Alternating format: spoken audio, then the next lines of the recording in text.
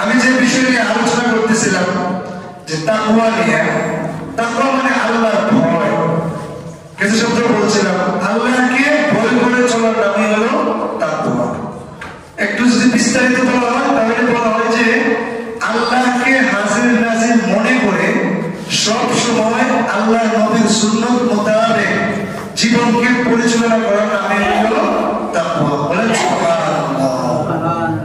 এক সংজ্ঞাতার সংজ্ঞা বলেন যে তাকওয়া বলা হয় আল মুহাফাযাতু আলা আদাবিশ শারঈয়্যা ওয়া মুজানাবাতু আন কুল্লি মা ইউবঈদুল মার'a আনিল্লাহি তাআলা।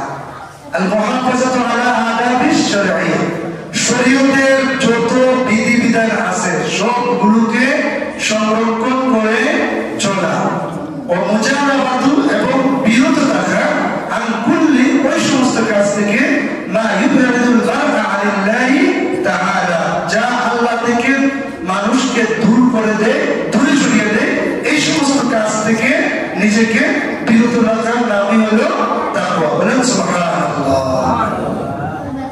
আরেক সংজ্ঞাটা বলেন তাকওয়া বলা হয় রিদা বিল কদর ওয়া সাবরুন আলাল বালা ওয়া শুকরুন আলান নি'মা। আমি আপনি মুত্তাকি, এটা প্রমাণ হবে রিজা বিল কাজা। আমার আল্লাহ, আপনার আল্লাহ, আমাদের সকলের আল্লাহ আমাদের ব্যাপারে যে বিষয়ে ফয়সালা করেছেন ওই বিষয়টাকে মেনে যে নিতে পারে সেই হলো মুত্তাকি। বলেন সুবহানাল্লাহ। মনে করেন আমি কালো, এটাকে আমাকে মেনে নিতে হবে। মনে করলাম যে আমি কালো, এটা আল্লাহ দিল কেন? তাহলে এটা রেজা বিল কাজা হলো, মানে আল্লাহ যা ফয়সালা করেন এটাকে মেনে নিতে হবে। আপনি গরিব, আমি গরিব, এটাকেও মেনে নিতে হবে। বলে সবাই বলি হলো আমি গরিব কেন?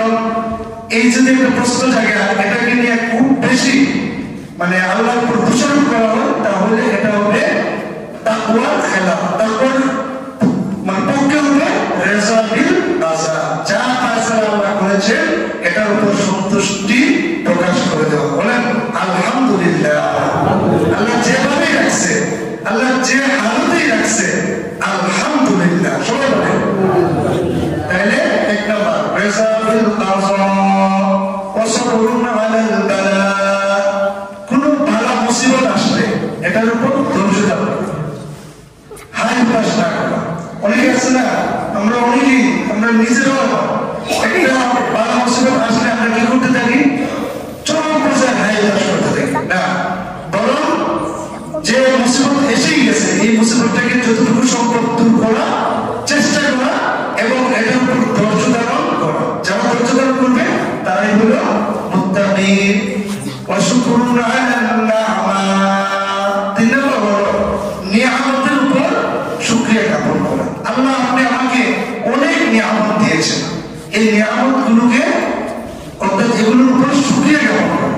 নিয়ামত পাইছেন, এটা যেমনি মনে চায় এভাবেই খাটাইলেন, খরচ করলেন, এটার নাম তাকওয়া নয়। তাকওয়া হইল অর্থাৎ আপনি আমি যে নিয়ামত পেয়েছি এই নিয়ামতটাকে তার কদর করা, সুব্যবহার করা।